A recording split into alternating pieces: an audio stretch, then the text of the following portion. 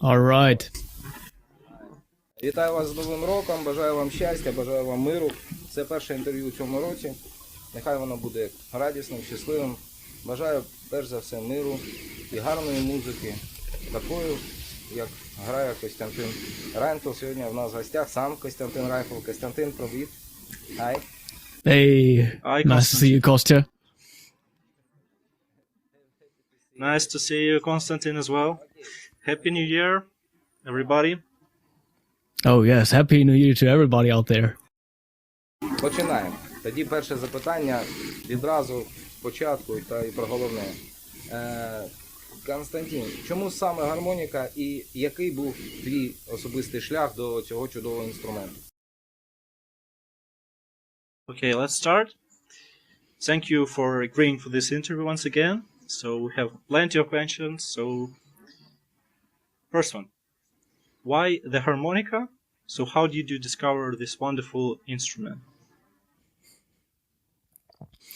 Well, discovering the harmonica is sort of a miracle for everyone, I guess, because it's not very apparent at like music schools and stuff. So for me, it was a discovery on TV in late 2008. There was this talent show on German TV, like America's Got Talent, and there was a harmonica player, and he actually won the whole competition. And he got sort of famous for like a few years after that. And he played mostly evergreens, easy melodies. But he was a Hohner player. He played the Hohner Blue Sob MS. And I saw that on TV. That was like Saturday night. And that's the first thing I did. I was a huge fan of this guy and went to my local music store, got my first Blue Sob MS along with an instruction book, and I started playing and learning by myself, sort of autodidactically. So nice. Я послухав, Андрій, скільки Костянтину було років? 8 or 13? What age? Oh, the age, I was 13 back then in 2008, yeah. Thank you very much. Next question. It's for me. На жаль, я особисто ще не встиг прочитати та знайомитись з книгою Костянтина з посібником Do It Yourself гармоніка. Думаю, що у цьому році замість однієї з нових гармонік я придбаю цей посібник. І питання про цей посібник. Це навчальний такий твір саме для початківців. І таке особисте запитання. Чи можна самому взагалі навчитися грати на гармоніці по посібнику, по навчальному матеріалу? Okay, so direct question from one of us, from Costa. It's about your harmonica instruction book, which I've seen. It's pretty cool. And Costa says that unfortunately he haven't had time to read and to get to know DIY harmonica yet, but he thinks that he will buy this instructional book instead of a new harmonica this year. So the question is it specifically for beginners, or is it possible to learn the harmonica using this instructional book? Yeah. What I can say is it definitely starts at the very beginning, and it was just like out of nowhere. Maybe like 3 years ago, I got the request by Hal Leonard, this big American publisher, to write this book, and I was super happy to do so because there was like still COVID time, I guess, and it was good to have some work. And I wanted to write a book either way at some point. So it was a great opportunity, and I had a lot of freedom, especially in terms of like the songs and the tablature I want to put in there, because Hal Leonard has like the rights for like so many songs, and they publish these big songbooks for the biggest artists, right? So in the end, I could really decide what to put in there in terms of songs. But you could say it turned more into a songbook because there are many, many melodies in there, which is also very useful because I feel like many harmonica tablature and sheet music resources are not that reliable. Text format or with audio? It's the book plus a download code, and then you get like all the audio, which includes a lot of backing tracks and me playing along. I have this fantastic guitarist, Hanno Busch. he recorded all the guitars, and he sounds great. And I mixed everything myself. I like the sound of the harmonica on those recordings. And then there's also 75 minutes of video instructional material. So me sitting down at a grand piano in a little concert hall and explaining a lot of stuff and techniques. So it's not only the book and the pages, but way more than that. And yeah, it goes through like all the different positions. I kind of talk about overbends in the end. So I could add like a few more melodies that maybe had like one single overbend in there. But it's really starting out at the very beginning. You can get this as a beginner. You can learn how to read music with this and play many, many melodies. Yeah. It's a cool. Of course, I do buy it. Okay, next question. You know, Konstantin, I actually seen some of parts of this book, and the tunes are like modern. It's rarely we see like so modern melodies for harmonica in a book. Yeah. So that's pretty unique, and everyone should get it. That's for sure. Okay, Konstantin. Nice name. Які ваші поради, якщо вчитися самому? Ну, наприклад, по цьому посібнику. З того, що можна сказати отут без цього посібника, який простий план по навчанню гармоніці початківцю самому, щоб зіграти, ну, наприклад, там, поімпровізувати в 12-тактовому блюзі. От, які треба, що за чим треба зробити на твій погляд? Okay, so question, similar one, including this book. So for beginners, what advice would you give to someone learning on their own who start playing? And what learning plan would you suggest to a beginner? I mean a plan, a list, step by step. Yeah. I mean, in terms of a step-by-step plan, there are many ways to do this. I feel like one of the most important aspects many people miss is just like feedbacking yourself. As soon as you start out playing, which means like record yourself, listen back to yourself. Think about what you really like about your recording, what you don't like about it. Show it to other people and start to play with other musicians in real life as soon as possible.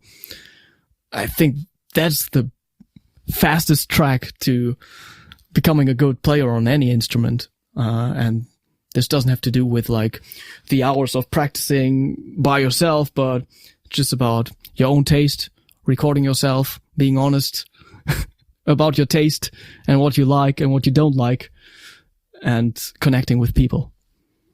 Oh, thank you. I mean, step by step, a first step, for example, breathe, next single note, next, what next? Bends or improvisation? I mean, this step, like at least important. Yeah. Я маю на увазі по важливості, що за чим потрібно робити. So what comes after all this that Costa said? What should beginner focus like? Firstly, single notes and bends, then what else? I mean, as a beginner, it's hard to say, but of course it helps if you know about your goal, whatever. But yeah, starting out, I feel like many harmonica players maybe move on too fast. Like as soon as they can play some single notes, they want to practice their bends and stuff before they are able to play like, I don't know, some faster eighth note melody lines that don't require any bends, right? So yeah, but then you also have to be guided somehow and know about what's possible with the techniques you got available through, I don't know, online resources or a teacher. So, I mean, that's where a teacher is amazing already, because he or she can tell you what to do with the techniques you got available. And I feel it's very important to do a lot of rhythmic stuff with the chords and do the chugging stuff before playing single notes. And then, of course, it's like a lot of about embouchure, and this is a big topic in like any instruction book. Like you want to do lip pursing or tongue blocking and do whatever feels natural to you. But in the end, I think everyone should be able to do both. Окей. А наскільки важлива музична теорія, ну, саме для початківця? І який обсяг потрібен, щоб, ну, просто грати та отримати задоволення? Okay, so another question, but before I should say that I'm sitting between two Konstantins, and they both teach how to play the harmonica. They're students, so this is like super stuff. So I'm so blessed to be here. So, next question. How important is music theory for harmonica playing, and to what extent? Yeah, that's a good question. Because, of course, you only have to know limited music theory if you only want to play the blues. But if you want to treat the harmonica as any other instrument, of course, like music theory is as important as for any other instrument. So, that's what it is for me. I don't know, it's just a coincidence that I started out playing the diatonic harmonica and kind of took it that far. But then also nowadays, like, my taste comes into play, and there's stuff that, or there are pieces that I want to play, and I'm just honest to myself, and I feel like, I don't like the sound of this on the diatonic, so I'm playing chromatic now. But in the end, the diatonic is the sound I fell in love with, and if I can make things possible on that instrument, I prefer way more. So yeah, maybe I kind of answered with the question. I don't remember. I remember you post in Facebook on 1st of April. Yeah. I choose chromatic. That was a good post. Like, everybody believed it. Yes, believe it. In post, why? It was very funny. And таке конкретне. Yeah, so let me interrupt you, Konstantin. So the other part of the question was, and to what extent music theory is important? So, like, what limits, what exactly harmonica player needs to learn at everybody, like. Yeah. That's interesting, because like you could say blues music is like very lick based in the end, and you can do a lot of stuff by ear. However, of course, it helps to extend your vocabulary, checking out arpeggios and stuff. If you're playing the blues, it's not too many chords you got to check out, right? So that's nice. And the other steps that felt like most natural to me, at least, making these steps into the jazz world, was sort of this transition using gypsy jazz. And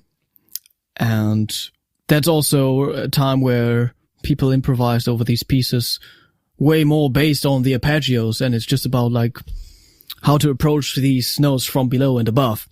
And then only later on in the jazz history, this direct connection between a chord symbol and a scale derived. So it's kind of a good order to get into this stuff if you want to go further. Yeah. And for me, it also was just a coincidence to get into jazz, because I played a lot of blues in the beginning, as like most harmonica players.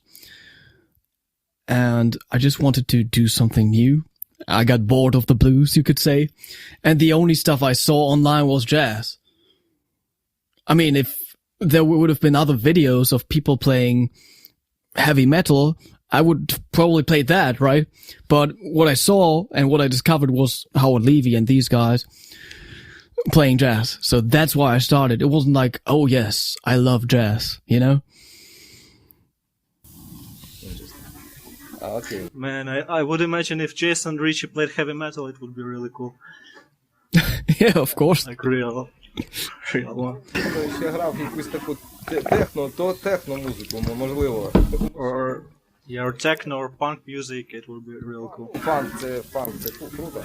On harmonica. Так, Андрій, наголошую, це питання, прохання, називаємо так, advice and exercise from Konstantin Reinfeld. Яка твоя порада, прошу, якщо можна, нам конкретну пораду щодо вдосконалення саме овербендів та блокування язиком? Якщо можна показати, ми будемо щасливі. Okay.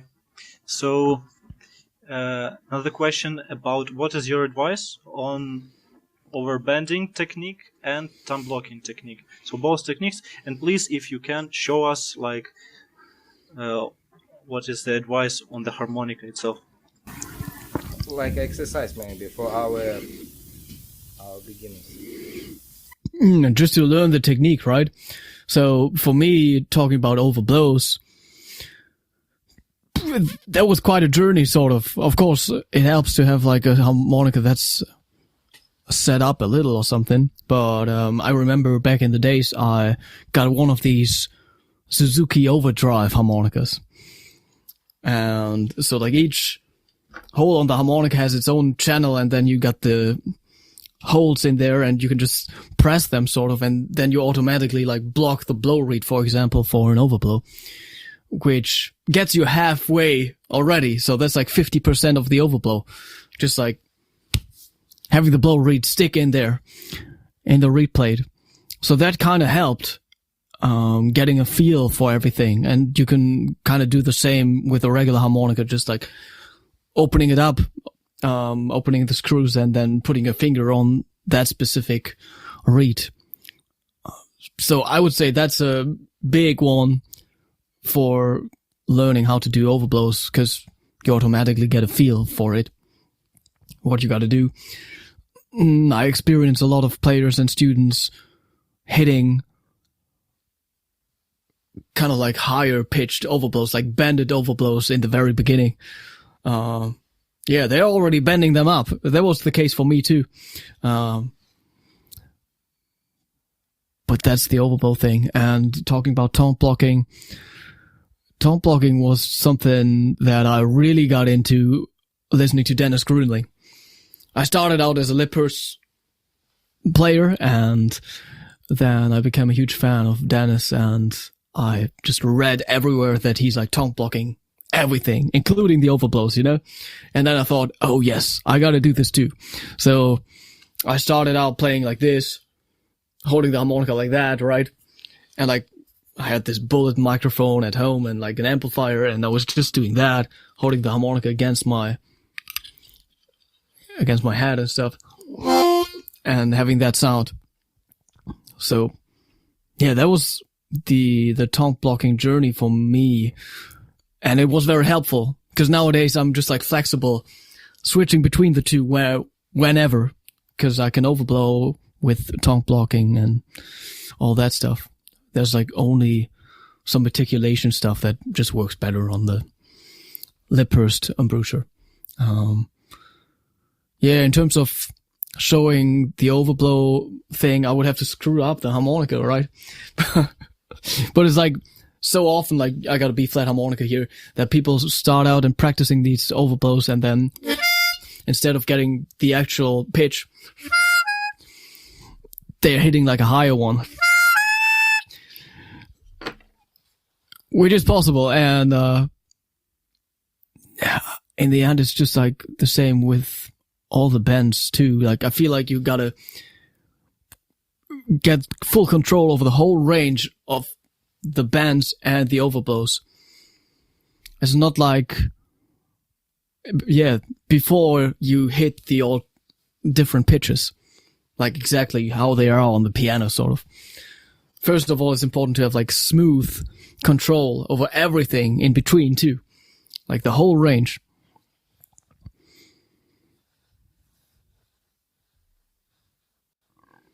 У мене по цьому виникло питання, Андрій, якщо можна. Я так уявляю, що Костянтин тренується кожного дня, і якщо це так, а що треба робити кожного дня? Must have every day. Exercise for every day. Must have. Що це може бути? Ну, скажімо так, сформулюємо. Що треба Okay. кожного дня. Я розумію, що кожного дня можна щось нове і вдосконалювати щось, але що потрібно кожного дня? Так? Okay, so another question, good question. So Costa seems to think that, and probably it's true, that you practice every day. And what should everyone practice to improve every day, like on harmonica? And maybe how much should everyone practice at least? That's a good question. I don't practice every day. Not anymore. I feel like if you want to reach one of the highest levels, of course you need like 2 or 3 years of almost doing nothing else, sort of. So that's what I did, I guess. I got out of school and then I still did my homework, but then like the whole day was just filled with harmonica playing. And like even when my parents and my family like went to sleep, I went into the basement and I just practiced even more. So it was like, I don't know, 7 hours a day, you know? A lot. And I didn't get tired of it. Nowadays it's different because my interests are sort of varied too. And like, I love music production and I think like chromatic harmonica is a little hobby of mine too. I'm practicing some classical pieces on the chromatic now. And it's also very project based. Because sometimes I gotta do recordings for other people here.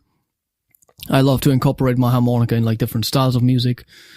And sometimes there's a new concert project coming up and I gotta practice that. So it's like very, very driven towards these things. And it's like less and less the case that I just practice for the sake of practicing.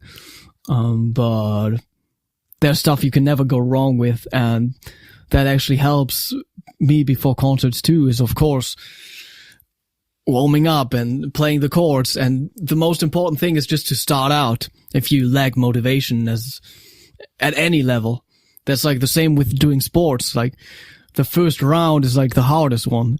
Like you're gonna hate it, but as soon as you get some sweat going, it feels great. So you gotta get some sweat going playing the harmonica and just start picking it up, you know? Even if you say, oh yeah, I'm just gonna do this for 2 minutes and do the chugging thing. And right after that, you're gonna feel better because you got some air flowing and you activated your body and shit. So then it's like easy to get into other things. And harmonica playing just feels good. We all know that because we are breathing through the instrument and we got so much control over modulation and stuff. So that's a wonderful thing. And then it's good to actually like practice stuff that's actually hard for you and like makes you think, because then you're actually practicing like as soon as you start sounding bad, right? It's nice to have some playtime and like do stuff that you already know how to do, but yeah. I think I gotta take a little break. Like somebody is like ringing the bell like for the second time. There's like so much snow out here. Like maybe there's something to do outside or something. I'm just gonna go over there. We're gonna pause, yeah. I'll be back in a minute. Okay. Okay. So we are back. And I should admit that I was stunned how fast you develop. So talking about like beginners and development, you develop really fast, and that transition from blues to jazz, I think happened really fast because your first album, Mr. Quilento, I think it's how to pronounce it, was really amazing, and it was jazz album, not blues like fully, but jazz fusion like. Very interesting. So can you say something about this first album, how it was for you to record this first album for you? I think main thing was to just being put into the position. Because back then, I'm not even sure if I felt ready to record an album. I guess the album came out in 2013 and I started working and recording it in 2012. So I guess like 3 years after I started playing. Something around that. So I guess it was 2011 when I became a Hohner-endorser, and in that year I also visited the Harmonica Masters, like these workshops in Trossingen, and I was part of Steve's 1-week course, I guess. And they also, during the event, they recorded some artist videos with Hohner-endorsers, and there was this guy here from my city where I live now for 6 years in Hamburg. And he had like a record label, and he kind of like picked 3 harmonica players to record albums with. And I was one of them. So like the other 2 were Marko Jovanovic and Tolak Olstad. And we had the opportunity to record here in Hamburg at a wonderful studio, and he kind of got me together with different musicians. I had songwriting sessions here in this city like 14 years ago. It's been a while. So that was just what I had to do. So like I started writing more songs, even though I only had like 2 jazz compositions ready at that point. And I found my jazz pianist back then, whom I also recorded the duo album with. And he's on the 2nd album too. So that's just how it went. I was being put into the position. Просте запитання. Хто твій улюблений харпер на сьогодні у діатоніці і у хроматиці окремо? Особливо в хроматиці. Okay, right on. Simple question. Who is your favorite harmonica player? Diatonic one and chromatic harmonic one. That's a very good question. I don't know if I still got a favorite harmonica player. Because I don't listen to harmonica music in that sense anymore. Maybe it's just like stuff that I kind of like newly discover now, playing some more chromatic, and I'm listening to Terry Riley and these classical chromatic players now. Thinking back, I feel like I just took a lot from these YouTube guys in the beginning, and that definitely included Jason Ritchie. Obviously, like at some point on YouTube, it was still the case that like people recorded videos from concerts with their phones and like put them up on YouTube. That's not happening as much anymore. But like as soon as like anyone recorded Jason with his crappy phone cam, I just listened to the whole thing, and like if there was a lick or something I couldn't do, I just practiced until I could. So it probably was Jason back then. Alex Packlin also did like a lot of stuff that I really liked, and Carlos El Hoco was probably also like one of the main influences, I guess. And I still feel like he's one of the most musical harmonica players who's like, yeah, venturing into like different styles of music. So, yeah, but I don't listen to harmonica music as much anymore. Логично. That's a cool influences, right? Так, по хроматиці треба порадити, Ендрю буде когось з наших дуже відомих хлопців. Добре. Питання від дуже класного нашого друга Кайрена Аллена, молодого талановитого харпера з США, який грає у блокінга. Питання цікаве. Як ви зберігаєте таку чисту інтонацію під час гри на гармоніці на такій високій швидкості? Ми частково вже починали про це говорити. Okay. So another question is from one of our viewers, and we interviewed him. He's a very talented, I think, and young harmonica player from the US. His name is Karen Allen. Oh yeah. So, do you know him? Yeah, I think I gave him a lesson at some point or so. Oh. Yeah. So the question is, how do you keep your intonation so clean when playing at faster speeds on harmonica? That's a good question. I feel like for me it was always relative pitch and a lot of ear training. I started out playing and intonating very, very carefully. If you listen to my very first album, I feel like there's like not as much like attack and like attitude starting the notes, sort of. Like I'm very, very careful trying to hit the pitch right. And maybe being that careful in the very, very beginning helped me to like take it along and like starting to get like more attack into there and like more intention and keeping that good intonation while playing faster. So that's one thing. Other thing would be relative pitch. That's also something that played a huge role during music school. When I did my jazz bachelor, you could say, like a lot of ear training classes, and also a lot of transcribing other harmonica players' solos and stuff. So that's a lot of stuff that I did by ear, and I didn't really write out the chart or the tablature. I just like learned the stuff by ear and like memorized it. So that's really good. And besides that, I feel like it never was really good, or it's like not a good idea to like rely on like visual representation while working on intonation, because you don't have that available on stage or whatever in a performance setting. So it's always the reference of a tuned note for me.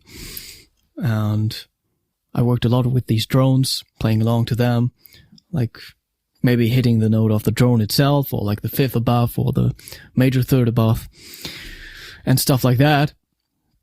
And while playing fast, it really depends. Because like in some phrases, it's more like that the start and the end of the whole phrase is more important than the stuff in between. Also for like slides and stuff. So then like intonation sometimes gets less important compared to the expression itself. So that's where I can make an exception, sort of. And then I like kind of disregard the intonation a little. But yeah, these are my thoughts on that. Андрій, скажи, будь ласка, Костянтину, що в нього дуже класний стиль в одязі. Oh, yeah. Мені дуже Sure. подобається. І чи є в нього ще страх перед сценою? Залишається?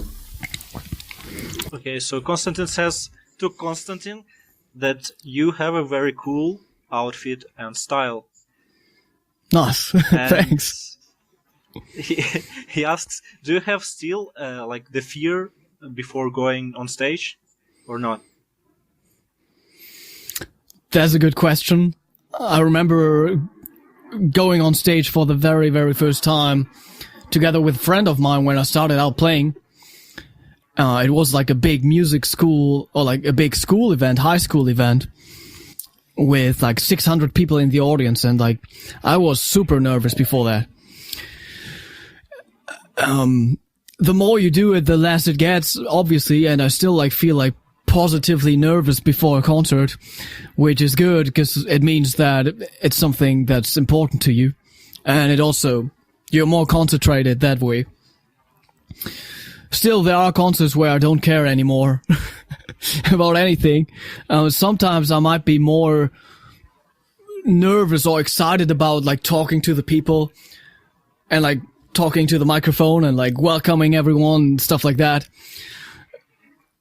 But even that like is more and more fun nowadays. So now I'm really looking forward to talking through the microphone.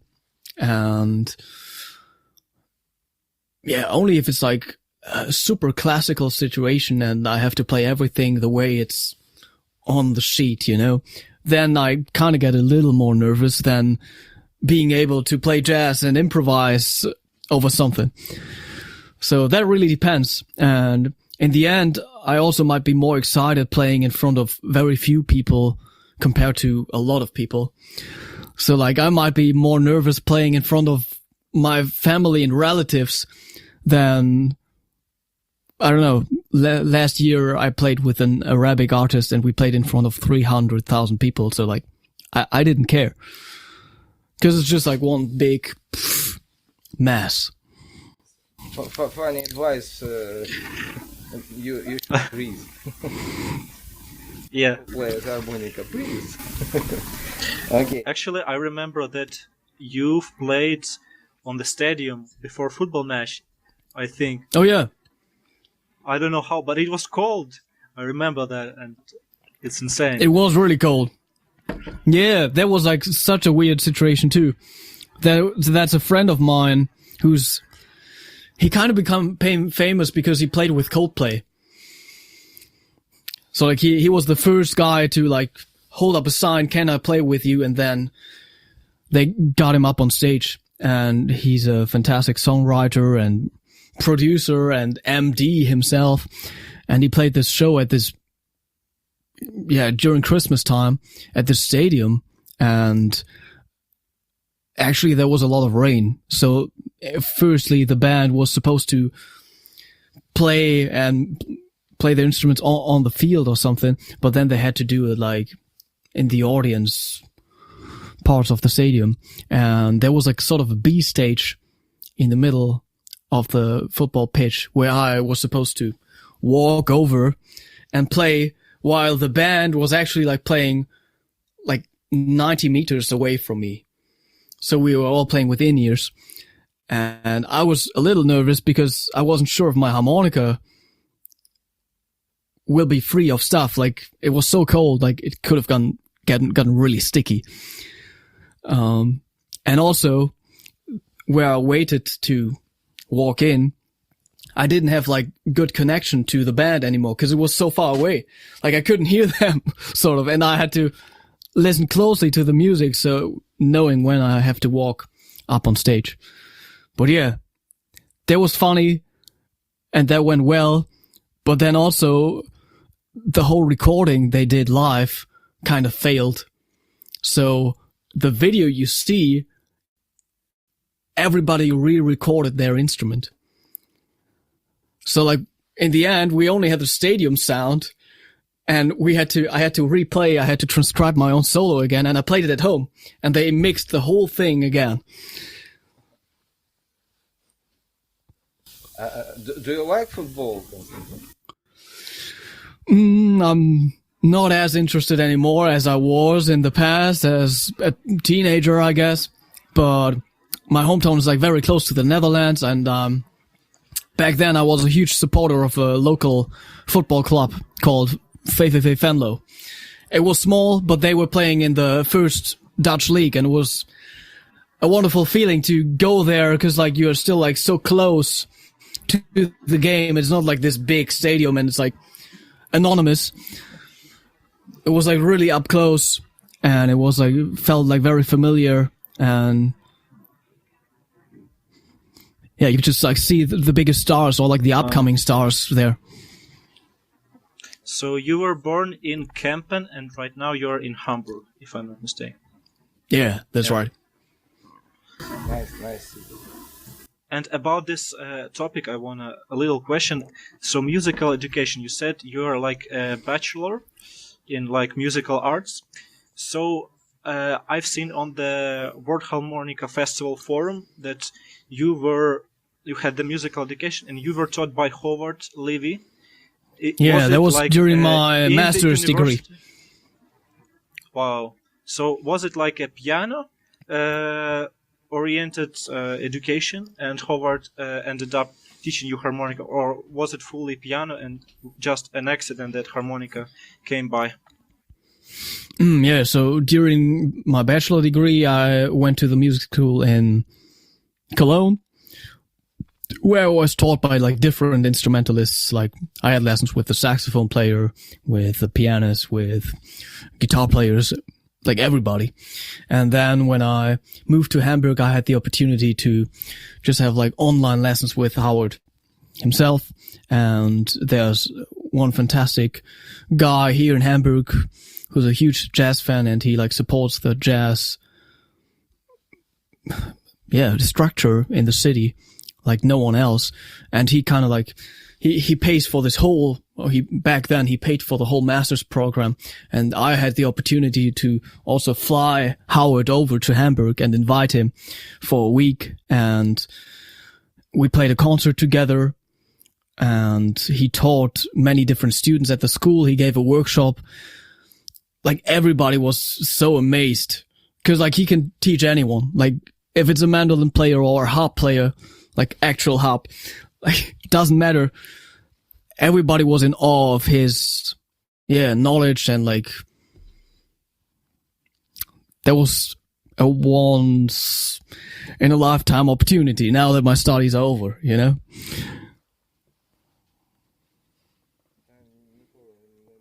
Yeah, Howard is so cool. I remember we had him in 2000. Well, I don't remember because I'm too young. In 2012, he came to our capital, Kyiv, in Ukraine. And right now I wish him good health, because I think he has some difficulties, and hopefully we can see him at least on the interview. So he's amazing, because we admire him still, and everyone remembers that day that he came to us as well. So I understand you so much, man. Yeah, I guess like as soon as I start to not believe in the diatonic harmonica anymore, I just gotta listen to him, and then I'm like, oh yes, I still believe that this instrument is able to do this or that, you know? Yes. He is insane. Це питання наступне, це вже не від Карена, Алена, а від тебе, да? Да, друзі, ми просто формуємо питання від цієї спільноти, тому це питання від Андрія. Дуже сподобалось Андрію соло і відео Blue Drag для проєкту Harmonica of the World. Які поради ви можете дати щодо створення гарного соло на гармоніці? Ну, ми частково говорили, Константин, треба може. Окей. Поради для гарного соло. So, finally my question. It's about, I really loved your solo from Blue Drag for the Harmonica of the World project. And so what advices would you give to build a good harmonica solo for any player? I think like advanced player mainly. Yeah. I guess plan your solo in advance. So that could be planning it in different ways. Like main thing would be already while practicing, oh yes, I'm going to play 4 choruses on this one. And not being like, oh yes, I'm just going to use this backing track that goes on for 15 minutes and I'm going to play all the time. So that's like the first step, just like having a set length for your solo. And then you can start planning things out. Even back at music conservatory, I did like exercises where I was just like writing stuff into the sheet music, just like some signs, some waves, where I want to play something and where I'm not going to play. Like just like easy rules, like easy pathways you can follow that don't like dictate everything. So like stuff like that, or you could be like, oh yes, over there I'm going to play loudly and there I'm going to play quietly. So these are some exercises I did in the past. And you could say that there are, I guess these are the 2 main ones, 2 main ways of like building up tension or like making a solo interesting. And the harder one is like actually like building things up until the very end and having an actual highlight, like just one big highlight of the solo. What's easier is just like having smaller up and downs, sort of, you know, but like several ones. So like either of them works. Like if you can do the whole arc, that's amazing. And then often you can just like hear many players just like starting out a solo and just playing too much, right? And you're playing everything you know already within the first 2 bars, and then you don't have like any space up here to build up on it. Like Yeah, and starting out a solo is just like a lot about listening too. Just getting inspired by what you're hearing around you. Hopefully it's a good backing track. So like, that's also a thing. It's like not very inspiring to play with most of the backing tracks out there because they don't sound very realistic, and the different instrumental parts like don't give you too much inspiration. So that's why I feel like playing with real musicians is also so important, in terms of getting ideas, listening to the others, and then being able to play way more interesting solos. Наступне запитання. Thank you. Да. Розкажіть, будь ласка, як ви почали виступати на сцені та налагоджувати зв'язки з різними музикантами, і привіт, як ви познайомилися з Бенджаміном Нусом, і як ви на такий чудовий день? Okay. So this question is from me as well. Please, Konstantin, tell us, how did you start playing on stage and building connections with different musicians? How did you meet Benjamin Nuss, and how did such a great musical duet come to be? I think for me it was just about reaching out to people using the internet. I feel like I learned about that's the way how to do it just by signing up to this very, very first Harmonica forum, which is like a German Harmonica forum, which helped me a lot starting out playing the harmonica. And back then, there was like a very, very good blues player close to my hometown, and he like hit me up, and he was like, I would love to give you like 4 harmonica lessons for free and teach you the basics of blues playing, you know? So that's what I did. That was like online lessons. So just through this harmonica forum, I already knew, wow, I can reach out to anyone now. I can send emails. I can send messages on MySpace back then, stuff like that. And that's what I did. And obviously I started out locally and just like messaging local bands and my local big band. And I still have a really good connection with them. Like last month, we played concerts together. And these were my first experiences like playing with a band on stage. There was a local blues band. I joined them for some gigs. There was the big band. I joined them for some gigs. There were some other musicians playing in bands, and I joined them too. So that's the best thing you could do. And getting to know Benjamin, that's definitely something that only came later on.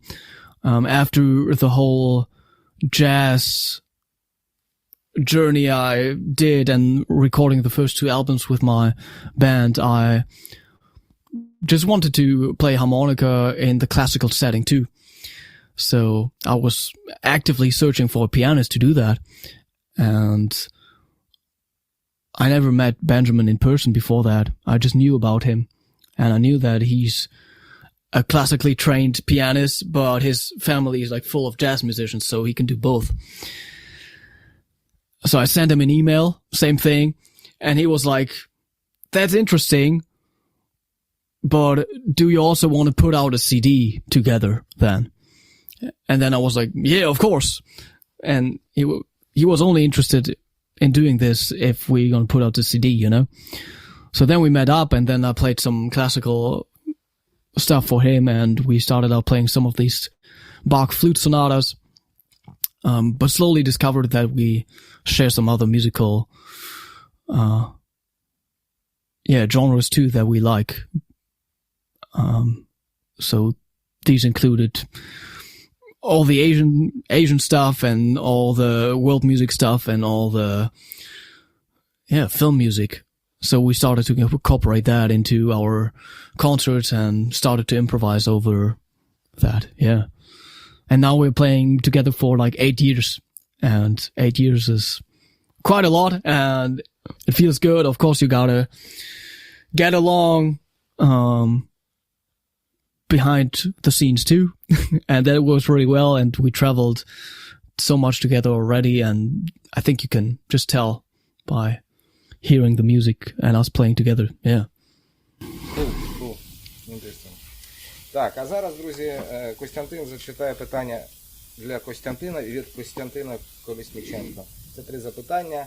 Перший про професійність Костянтина. Як добре ви можете читати ноти з листа, ми про це знаємо, і як,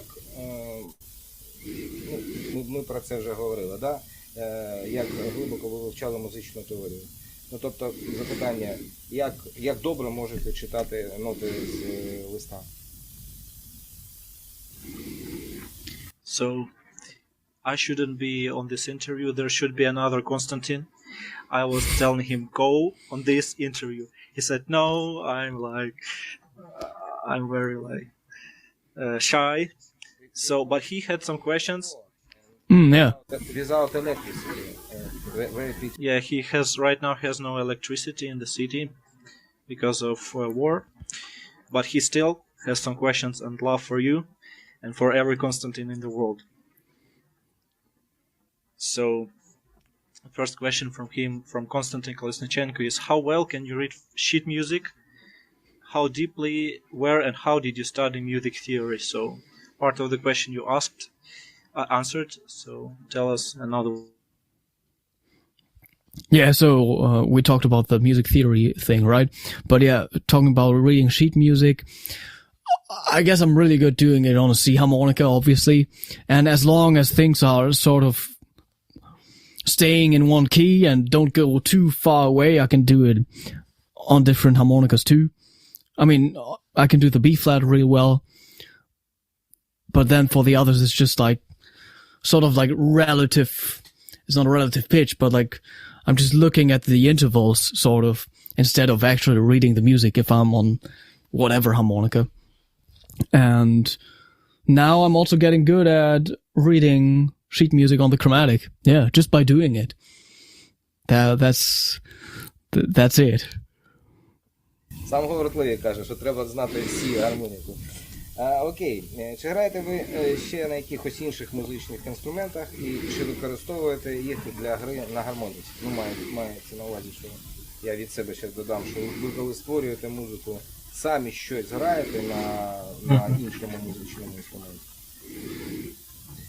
So, another question from Konstantin Kolesnichenko.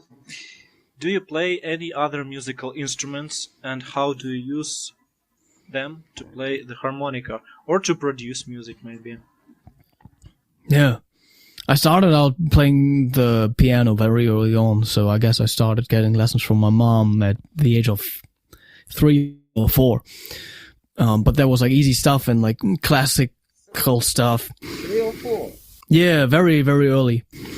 Your mom a musician? No, but she likes music. She plays a little piano. She likes to sing, but like nothing professional going on in my family. So, yeah, back then I was being paid for getting lessons from her on the piano. And then I started playing the clarinet at some point for quite a few years, and I had like weekly lessons with my teacher, and I was playing some good stuff, some classical stuff. Later on, it started to dive into maybe some Dixieland-ish jazz, you could say. But I really wasn't aware of it. Like, I didn't know which genre I had on the music stand. It was just me standing there playing the notes, and that's it, without any expression. Like, nobody ever told me how to do a vibrato on the clarinet or whatever. And I wish somebody had told me, because like then I would have been more excited about playing the clarinet for longer. But yeah, as soon as I discovered the harmonica, it was just like over for all the other instruments, and now it's just me being able to press some keys down on the piano and play some chords. And I got some guitars, but it's really just like for being able to play some notes and record some notes and chords, and then doing a lot of editing and then sounding good. Ну і ще одне запитання від Кості, дуже таке цікаве, класне. Коли два професійних музиканти між собою спілкуються, я про одного Кості, про другого. Це дуже цікаво. Чи є щось в інструменті, ну мається на увазі в гармоніці, що ви хотіли змінити або покращити, щоб ви розвивалися інакше? І, Андрій, я прошу тебе додати запитання від тебе, я запитаю саме. Чи кастомізує Костя гармоніки сам, чи звертається до майстрів, і щоб він порадив там з кастомізації? От, це я знаю, this I know. Okay. Okay, So, a question from Konstantin, another one, Konstantin Kolesnichenko. Is there anything about the instrument, harmonica, that you would like to change or improve so that you could develop differently in terms of playing this? That's a really good question. I'm not sure how to answer this, because a lot of the sounds that come out of the instrument just like depend on the shortcomings of the instrument, you could say. So, yeah, you could say try some different tunings and stuff, and I definitely did, and I have some special tunings in my harp case, but I'm not using them, really. What I really like is the thought of playing chromatic harmonica and also using different key chromatics.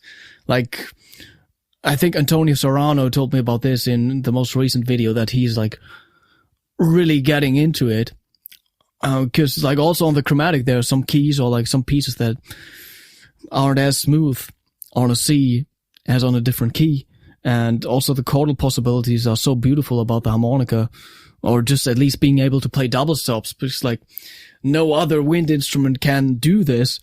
I especially noticed like last month when I played with the big band again, and they had like a trombone soloist and also a saxophone soloist. Like, they can't compete with double stops. Like, it's such a cool sound, you know? And it's, there's so much energy in there. So, I'm not sure if there's something I want to change about it. Lately, I really got into the Arabic music world and stuff. So, I know that Brandon Power built one or two quarter note tuned chromatic harmonicas. Like, that's something I want to try, you know? But that's it. Invade Churchill. For Arabic music, I would like to recommend true harmonic tuning. It's like a...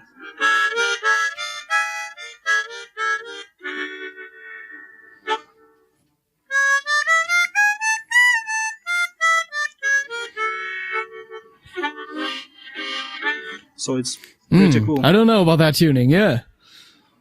I will send you on Facebook like the layout, yeah.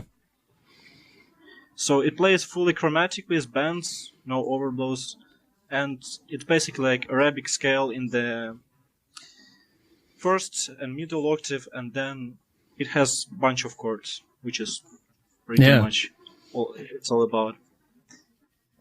And I remember that you really like the easy third tuning with Joel Anderson. You played it. I mean, that felt great because also it's like playing Joel's instruments, which are amazing, and it was like a low tuned, like a low D or something.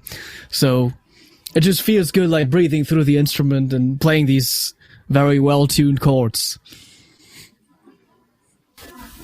Андрій, дозволь мені запитання про іншу сторону, інший бік. Yes, thank you.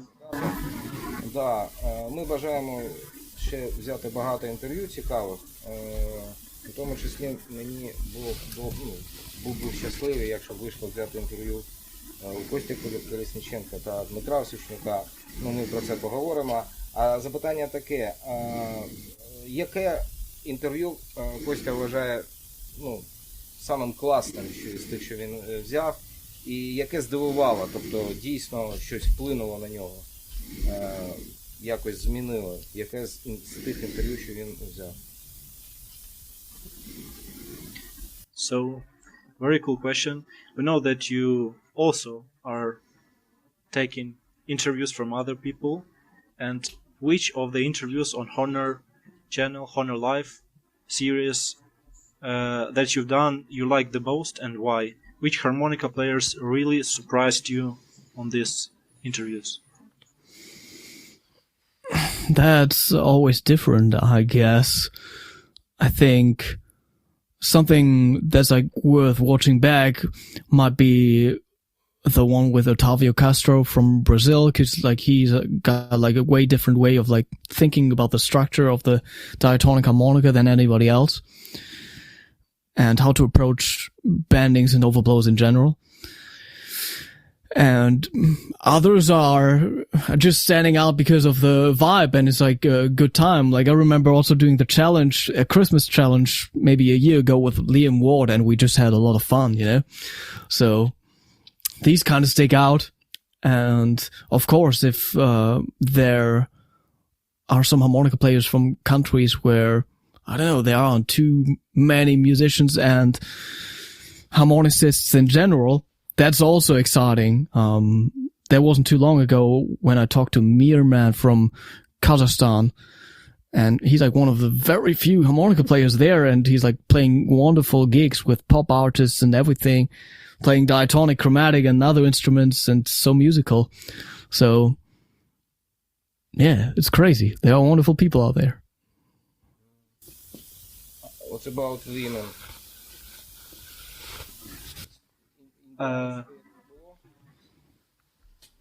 No, I think have you interviewed Indiara Sphere from Brazil, harmonica? No, I haven't.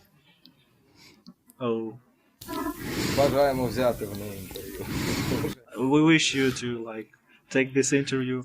And actually, Same, that's yeah. amazing. I'm in touch with her for like many years now, but I feel like it would be amazing, and her English is fantastic, but she feels more comfortable being very prepared, and yeah. Costa, we have 5 minutes. О, окей. Якщо можна, раз ми говоримо про Індіару, Андрій, я своє запитання задам, яке пов'язане з Костянтином Колесниченко і Сергієм Пузаном, і я його так вистрадав щось. Коли Індіара зіграла свою імпровізацію в до мінорі, цікавість гармонікою дуже зросла. Але все ж одне, гармоніка нішевий інструмент. Не дивлячись на те, що є такі круті люди, як круті музиканти, як Костянтин, як Howard Levy, як Джейсон, як Джо, і будь-хто, кого ми брали інтерв'ю і ще візьмемо. Що можна зробити, щоб гармоніка не була таким нішевим інструментом? Що треба змінити? Ось чому я про це кажу? Тому що приклад Індіари сфер, це працює. Люди стали цікавитися, вивчати це. І може щось можна зробити. Костя і робить це, він робить інтерв'ю з великими музикантами, але можливо що ще. Thank you very much, Андрій, повідомте. Okay, so actually talking about Indiara, she did something really amazing because she, when she recorded a video like improvisation in C minor on B flat harmonica, everyone was stunned, and not even from harmonica world, and it gave like the harmonica as a niche instrument very big development. So you as well, you're doing these interviews, you're doing challenges on your Discord server, which we'll talk about soon as well. What like the harmonica community in general in the world needs to do more to, or something innovative to popularize harmonica right now? I guess the harmonica world is doing a lot of the right stuff already. Sort of, I'm not sure if there's like any other instrument where the players are so well connected and are so open in terms of sharing ideas and sharing techniques and being open about everything. Like, cause like, especially in the past on like other instruments, it was like very common to like hide secret tips, whatever, and, not talking about gear and not talking about setups of the instruments, you know? So that's really good. But that's also something that like stays within the harmonica community. That's like not stuff that is of interest for people outside of the bubble, sort of.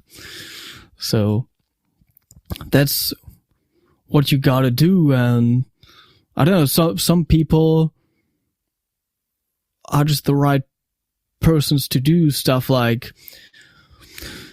whatever. I feel like many instrumentalists do this now on social media, adding a harmonica solo on songs that don't need a harmonica solo. And if you do stuff like that, obviously you can reach people that, haven't heard about the instrument before. That's one of the ways nowadays. I still feel like doing it in person and in real life is even better, and at concerts. And there's also a step, I guess, booking agencies and like venues have to take, rather than like playing it safe and booking the same people all over again.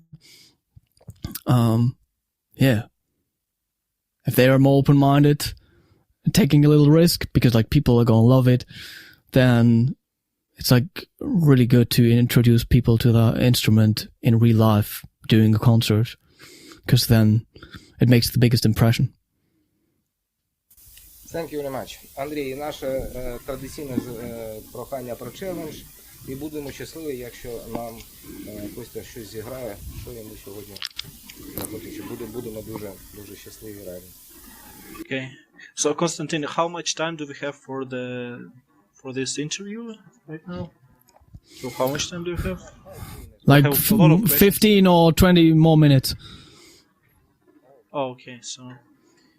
So thank you for like developing harmonica and I didn't even realize that you did so many things and that you're talking about, you do this, and I wish like everyone to share harmonica live more and with different musicians, so everybody can think of a harmonica player as a musician, not like as a toy. So we need more good harmonica. Thank you for that. Yeah.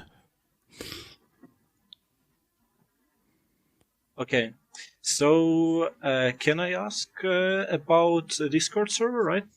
So we know, I think, here we go. Please tell us about your Harmonicats Discord server. How did it started, and how your harmonica challenges started, and why did you decide to make them?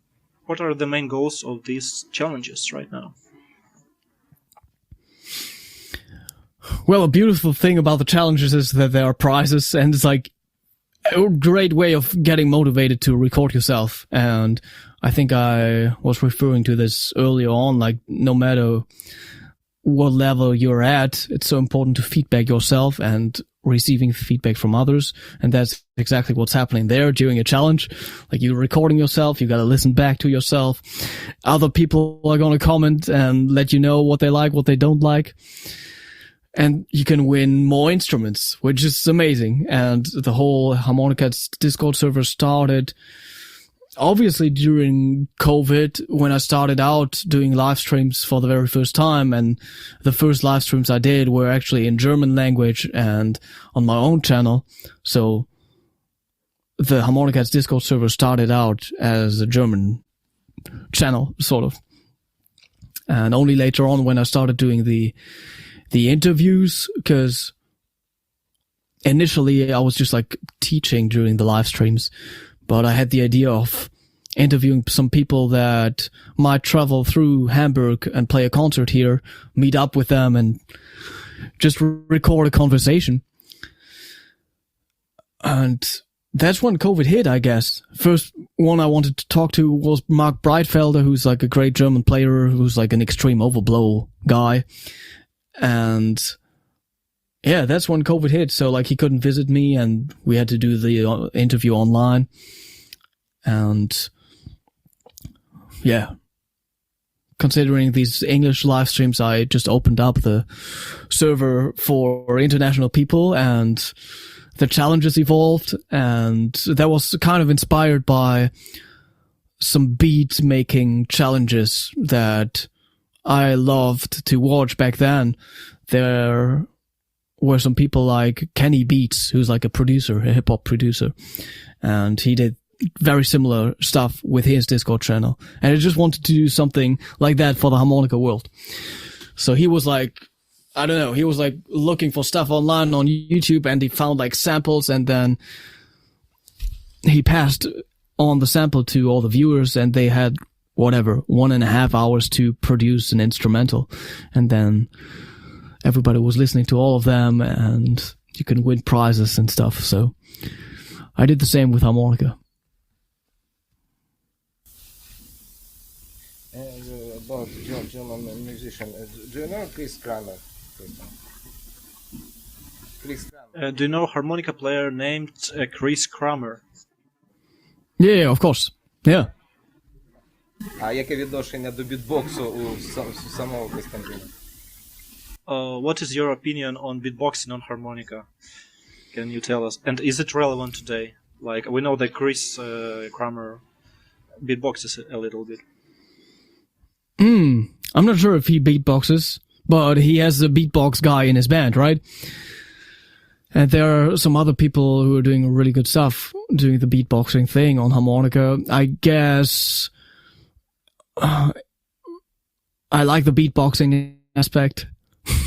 I'm not getting too excited about the music itself, just because there are limited chord options. There are just a few people who are extending the chord progression possibilities by using several harmonicas at the same time. And like, there's Dan Murphy from the UK, and he's really good at it. And I feel like it's incorporating some new rhythms into the whole thing. And he's an actual harmonica player, because there are also a lot of beatboxers who are really, really good at beatboxing, but kind of mediocre on the harmonica. So for my taste, like, he's like the best combination of the two. And yeah, besides that, I wish I would be a better beatboxer, because it's really cool. And that's something you can impress people with very quickly, walking down the street, whatever. But yeah. Interesting. Thank you. Андрій, що ми забули запитати? Того, що... Oh, so we have some questions from a person that participated in your country harmonica challenge, I think. Yeah. And can we ask this, Konstantin from Ukraine? Так, запитай, будь ласка. Ти від Саші хотів запитати. Запитай, будь ласка. Yeah. So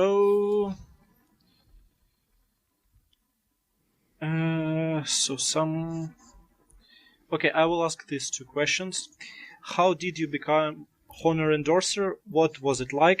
And when were you making like the soundtracks for a Hohner website?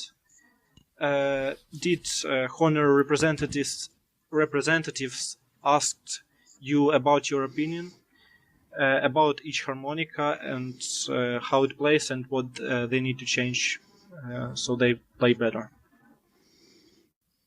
Can you remind me of the beginning of the question? At the beginning, how did you become a Hohner-endorser? Oh, okay. And how was it like? Yeah, I kind of alluded to this earlier. Back then, I started out playing with local bands, and there was this one guy who's like, he just passed away sadly recently.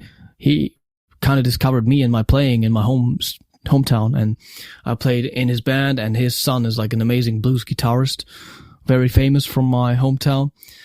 And he was like, oh yes, you gotta go to Music Fair Frankfurt, which is like this big event in Frankfurt every year, where you got the different booths of the harmonica manufacturers and stuff.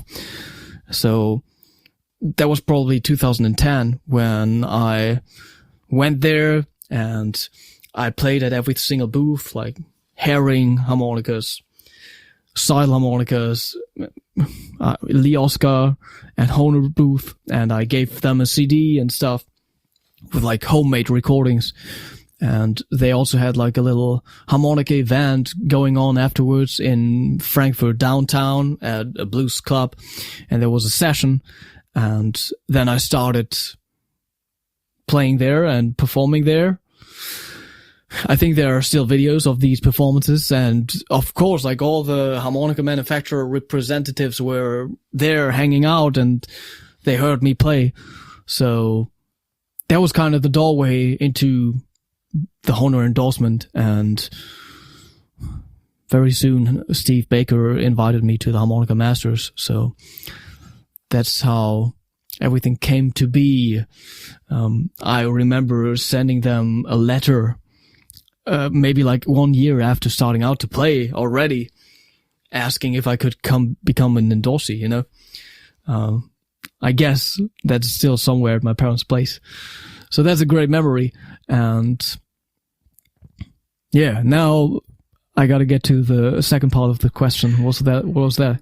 Yeah, that was about the instruments that you were given like a year ago to record for the Hohner website. So, in terms of advices to improve the instrument, did you get those to tell the Hohner company? Yeah, I guess that wasn't really the goal of the whole thing. It was really just about the sound samples, and I had to come up with the ideas of what to play. They wanted one bluesy thing, one melodic thing, and one whatever, another folky melody. I mean, nice thing was they sent me all the different models they have available, and I got the chance to try all of them. And obviously we could tell some differences while recording too. And for sure, some surprises. I mean, there's obvious stuff like the Hohner Rocket Amp is a great instrument, but we also noticed that some of the MS harps are great. I guess for all the three categories, you could say the Pro Harp MS actually sounded the best. And I was really happy about the sound of the Meisterklasse MS2. And obviously I have to be, because now I'm on the packaging of that harmonica. So these are the ones I wasn't too aware of beforehand. But the other ones weren't too big of a surprise, I guess.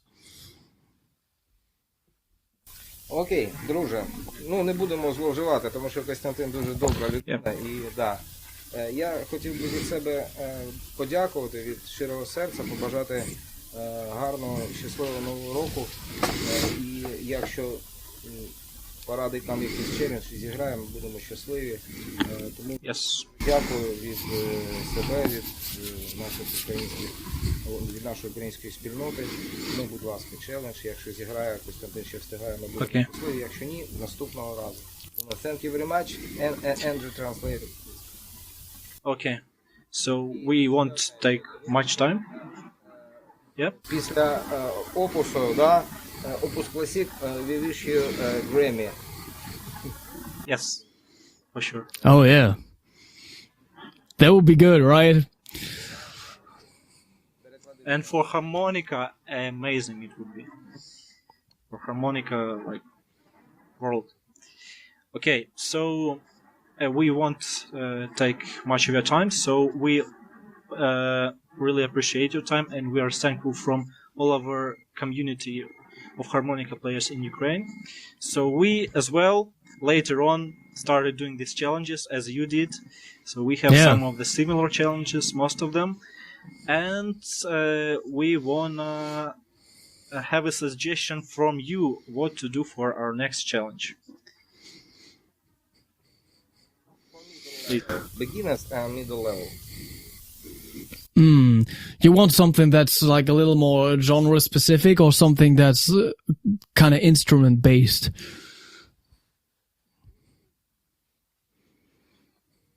Let's do the interesting genre. So we did gypsy, we did what else? Christmas songs, we did country, we did reggae challenge, Ukrainian folk songs. So something very interesting from you. First position and gypsy jazz. Train songs, Beatles songs. Yeah. I mean, you could keep it more open, I was just jamming along to some house stuff. So like, I don't know, club music. That could be techno, could be house, could be some trap too. Like music that's playing at a club. Okay. Disco music maybe as well. That's fine too, yeah. Amazing. Thank you. And we also want to ask if you are willing to play for us something at the end on the harmonica. Maybe like something that you want to play for us or something. Maybe not blues, maybe blues, so whatever that you wish to play for our viewers. Oh, I wasn't prepared to do that, man. Let me think.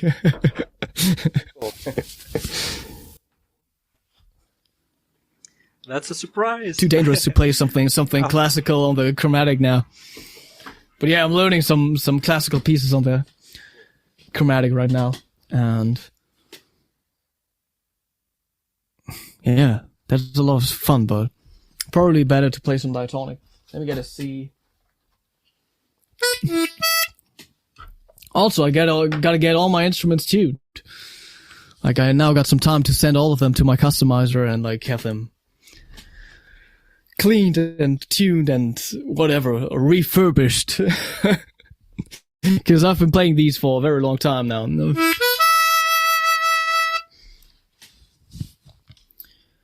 Maybe I can play along to some backing track or something.